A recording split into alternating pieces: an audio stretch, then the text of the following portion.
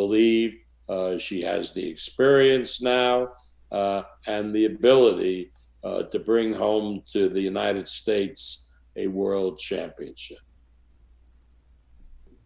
And thank you, Bob. And now we're going to unmute Mikaela.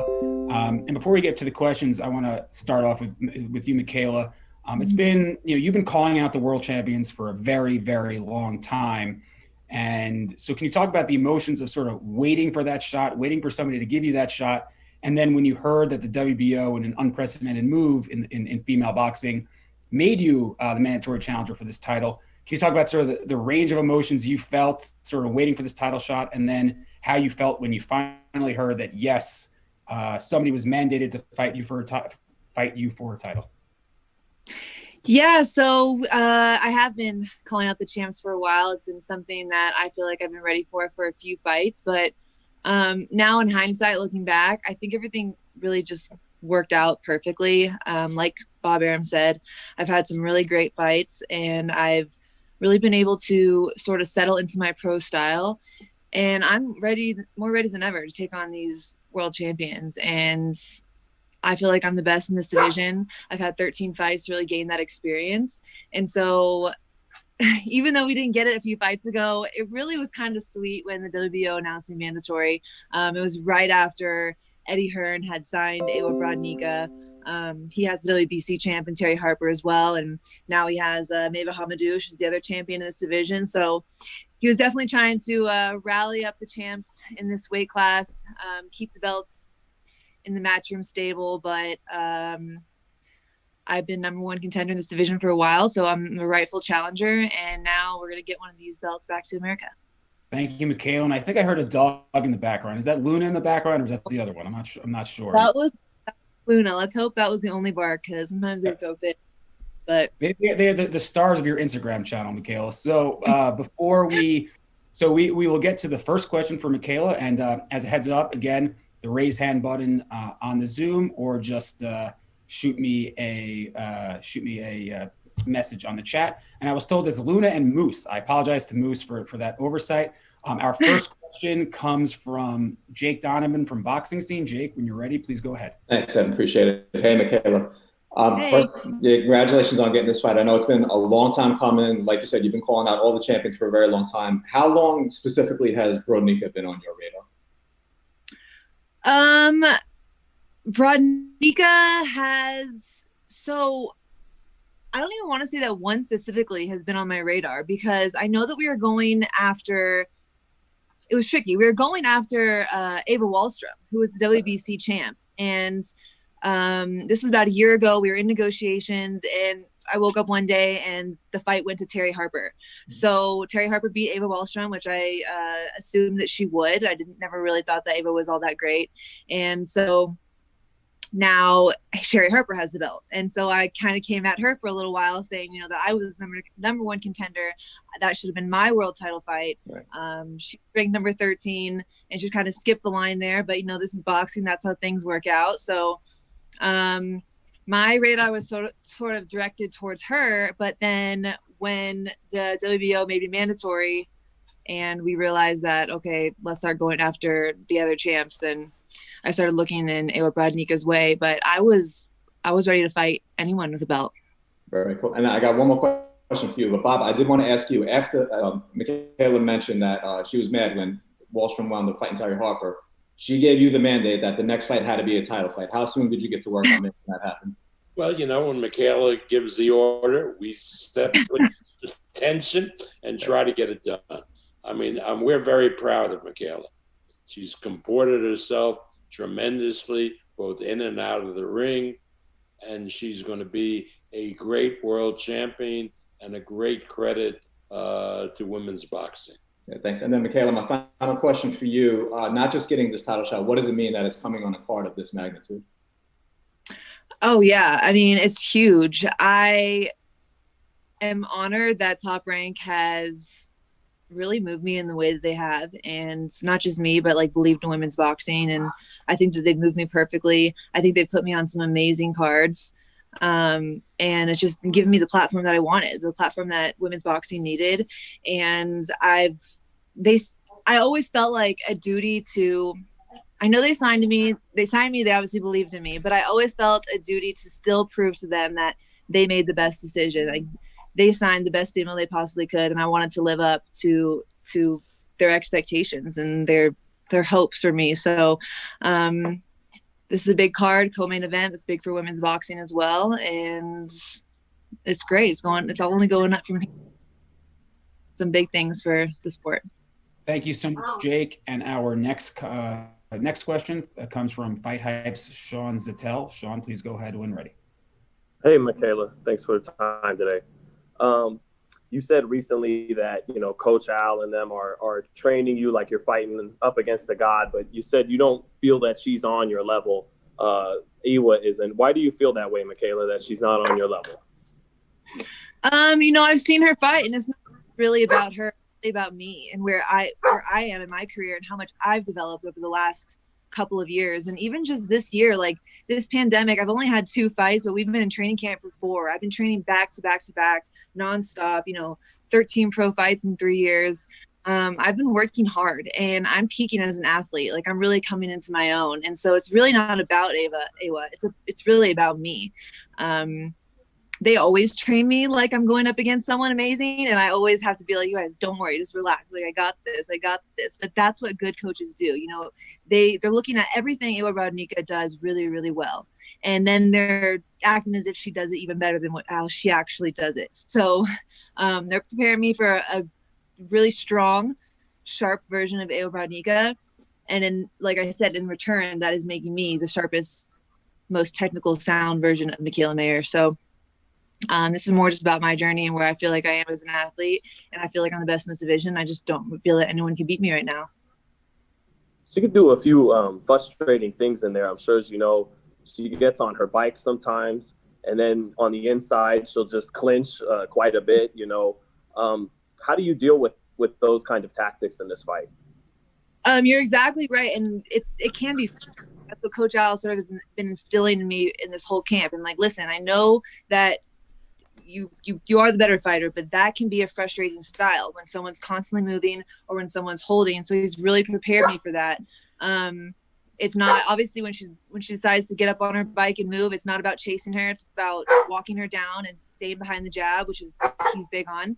And then when she wants to come in there and hold, it's not letting her do that, keeping that space, working her body, and not letting her push me back, but stay grounded, hold my ground, and push her back. Thank you so much, Sean. And we go ahead to ESPN.com's Eric Woodyard. Eric, please go ahead. Hey, how you doing, Mikaela? Hi. Yeah, pretty good. So I have a question. Obviously, when you're stepping up in title fights, the mental focus and everything increases on this level. For you, you spoke about the pandemic and everything like that. How were you able to, stay at your best throughout this time? Like you said, it's your second fight of 2020. Just the mental focus. How are you able to do that throughout the pandemic and be your best, as you say you feel like at this time? I mean, it obviously was a little bit difficult. Everyone's worried about catching this virus, and hey, it happened to me. I did a whole camp and I go in there and I test positive for COVID, have to quarantine and restart the whole camp over again. So there was a little relief in this camp, thinking like, okay, I already went through it. Hopefully, I can't. I think it's a little bit more difficult to catch it again. So there was a relief there, but I mean, this is what I love to do. And nothing was going to stop me from getting in the gym and being my best. Like, I understand that gyms are closed and everybody needs to stay quarantined. But I mean, the second this happened, I set up a gym in my backyard. And when I felt like that wasn't enough, I hopped in my car and drove across country to Coach K to start training, because I didn't want to go near Coach Al since he's a little older. I didn't want to get him sick. Like, I just do what I have to do to get it done. So there's really no excuse for the pandemic or anything that's going on. Like, you got to get it done. So I don't think it's made it any more difficult for me. It's just got to roll with the punches. Thank you very much, Eric. And next we go to Matt from Behind the Gloves. You're unmuted. Please ask your question. And Matt, before you go, again, a reminder, raise hand button, private message, and we'll get to your questions. Matt, go ahead. Hi, Mikaela. When you hear Brodnicka say that you're slower than her with not so good legs, Do you believe that she's saying that to get in your head, or that she just completely believes that? I think that's her just looking at my tape and trying to come up with something to say because she knows that I do everything better than her. It also shows me her IQ because if you look at my fights, I'm not slow. I'm not flat-footed. I have great feet. And she may think that because she likes to hop and move around and jump around the ring, but, you know, that's not necessarily good boxing. She's hopping around, jumping in circles, but she's not even punching when she's moving. So I think that I don't think she believes anything that she's saying. I think that she's hyping up the fight and talking a big game, but I don't think she believes what she's saying. I think she knows I'm the better fighter. She knows I'm fast. She knows I'm strong. She knows I'm more technically sound, and she's just playing into the hype. You've said recently your boxing skills over the last 10 months have improved, so much. Can you give us a little bit of an insight onto what you think you've improved on, in this period? Yeah, so like I said, even though this is only my second fight, like I've had 4 camps back to back. And so what happens when you have camps is you're constantly peaking yourself, right? And so I really just jumped level. Stop. Sorry. But we're always working on something new every camp. My coaches don't want me to be complacent. They don't want me to be a one-dimensional fighter. And it takes time to do that transition from the amateurs to the pros. So yeah, I've been pro for 3 years, but I'm still really settling into that style. My first half of my pro career, you guys saw me like working the body, and a lot of people were like, why isn't she using her height and reach? Why isn't she using her height and reach? And that's because we were training I already know how to use my height and reach. Maybe people watching me as a pro didn't know that because I wasn't doing that, but I already knew how to do that. Coach Al and Coach K needed me to learn how to fight on the inside. So I was learning on the job and I was practicing. And then this last fight against Helen Joseph, we got back to boxing and moving. So now people are going to see, okay, she wants to go and she wants to fight on the inside, but no, I can box and I can move too. And so now it's about putting both of those styles together and keeping them guessing. Cheers, Mikaela.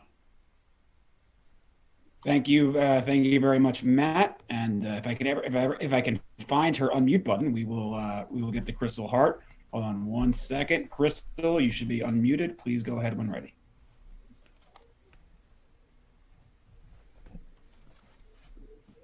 Hold on, sorry about that, Crystal. You should be unmuted. All right. While we wait for Crystal to unmute, Mikaela, I mean, you haven't dealt with many opponents who. Oh, Crystal. I got it here. Okay. Crystal, you're going to make me filibuster there for a second. So go ahead when ready, Crystal.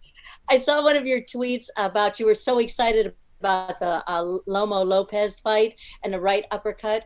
Could you tell me then what happened afterwards when you went into the gym, how this maybe invigorated you and your training?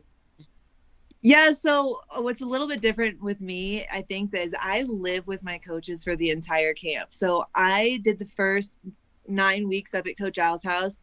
I live in his room downstairs. Like, we have breakfast together, dinner together. I mean, everything is boxing for over 2 months, right? And then I come here to Colorado and Coach K joins us and we're just all under one roof. So I just don't escape it. Like, I wake up in the morning, I just want to have my coffee, and the first thing I hear about is what we're like, listen, today I really want you to work on this. Really, I want you to step over. I mean, we're doing step around drills in the kitchen, like in my pajamas in the morning. And so, of course, after that Lopez fight, those nice uppercuts, and that's something that we've really been working on as well, to catch people coming in, is that nice tight right uppercut. And it's a skill. It's to learn how to throw those uppercuts properly, especially if you've got someone like Coach Al who's a technician and wants everything done perfectly. It's been months and months of trying to perfect those uppercuts. So when he saw Lopez do it, it was like, that's how you do it. That's how you do it. I'm like, okay, I got it. Okay. Good. Hey, and when you tested positive, did you have any symptoms, or you took the test and had so it all? My antibody test showed that my IgG was positive, which means I had come in contact with it months ago. So I don't really remember ever being sick. I must have been asymptomatic, but it was still just lingering in my system. So it wasn't recent, and I couldn't really pinpoint like when I would have had it. But yeah, I don't know. We got a couple more minutes with Mikaela, and then we will go on to Jason Maloney. Gail, you were unmuted. Please go ahead when ready. Thank you very much. Good morning, Mikaela. Your dogs have been making my dogs bark, so if we hear them all together, everybody, I'll just apologize up front. I read that your favorite fighter who influenced you was Vernon Forrest, who, of course, Coach Al trained, who's been gone, gosh, more than a decade. I'm curious how that came about and what Coach Al's told him about you. Yeah. And how, on a third question, what living fighter do you most admire today? Okay, well, yes. Vernon Forrest was not only like one of Coach Al's fighters, but I think it was someone, it really hurt him when Vernon passed. And because it was unexpected, he died young. And so I just learned this the other week, but the year Vernon died is the year I went up to Marquette and met with Coach Al. And so I've been hearing about him since the first week I had met him, and it hasn't stopped. It's been constant. And so Coach Al was really proud of Vernon Forrest and what he did and his style and how he developed him. And he wanted to instill that in me because we're both similar. Our body types are very similar, right? So long, lean. But the thing about Vernon is he was tall and he can use his reach, but he worked the body really, really well. And that's something that Coach Al's always wanted me to do and sort of emulate. So he put me in front of his fights and say, look how he gets the space, look how he uses his jab, but look how he shifts and goes to the body.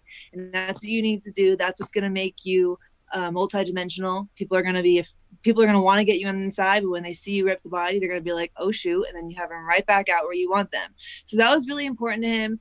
And then just, I think overall, like, the character of Vernon Forrest, and he would just share stories with me and about their camps, and he learned a lot. So he takes what he learned in those Vernon camps and tries to instill them in my camp. We do the exact same workouts, the exact same. The way he peaks me for a fight is exactly the same, and so yeah, it's gonna be good. It's good. And I like Vernon, and from watching him over and over again, like I love that style. I love that he can box and move, and I love how he digs to the body. So I just learned to he's just become my favorite fighter.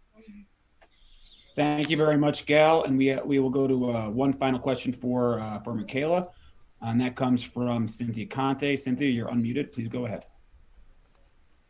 Hi, Mikaela. So I remember watching you, or actually following your tweets when Harper and Jonas fought. One, what did you think of that fight, and how did you see that outcome? And then B, I know you would love to fight Harper. Do you think that fight could ever be made? And Bob Arum, you could also answer that. And would you also like to fight possibly Natasha Jonas, even though she's not a belt holder?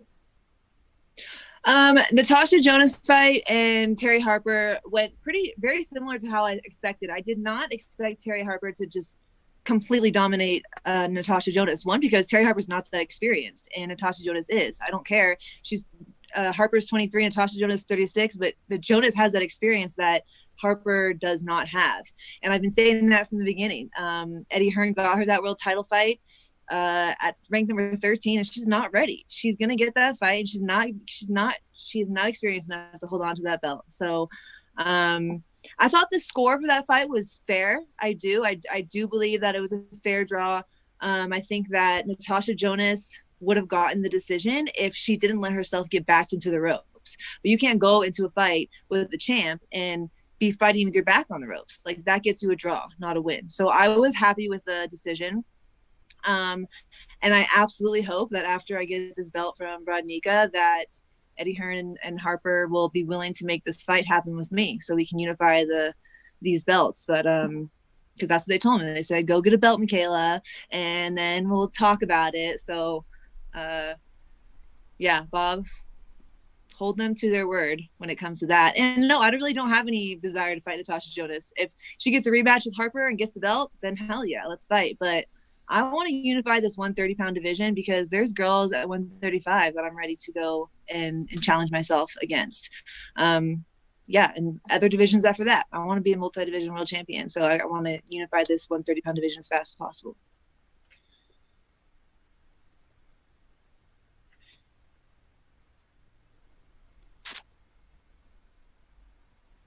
And Bob, about the unifications. Oh, we do a lot of business with Eddie Hearn. We let him use our fighters. We use his fighters. So I don't see any difficulty in making that match. I mean, why not? Mikaela wins the title on Saturday. She'll be, I think, the most prominent woman in women's boxing because thanks to ESPN, they are behind her, and ESPN is now clearly, without any question, the biggest platform for boxing. We saw what happened with the Lopez-Lomachenko fight. Over 3 million watched it on ESPN, and another 1.5 million watched it on ESPN Plus and the ESPN app. So when you do numbers like that, and Mikaela is part of the ESPN family, we can, I'm sure, make matches with any of the other champions in women boxing. Thank you, Bob. And Mikaela, I want to let you go on this question because nobody asked it, but I'm dying to know. Your opponent, Brodnicka, has a habit of doing some interesting things at weigh-ins and wanting to shock people. And she's kissed an opponent at one weigh-in. She's worn some interesting outfits, and she's sort of she's a showman, or for lack of a better term. Are you ready for any sort of head games that might come at this weigh-in? All I know is that she is lucky there is a 6-foot distancing rule for now.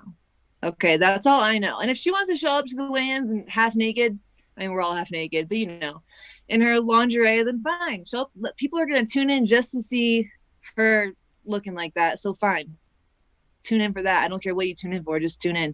I don't have a problem with what women decide to wear. If that makes her feel confident and strong going into this fight, then she should wear that. I care about boxing. I care about how she fights. So do what she wants going into the fight. It's not gonna help her out come Saturday night. Well, I think that's a good place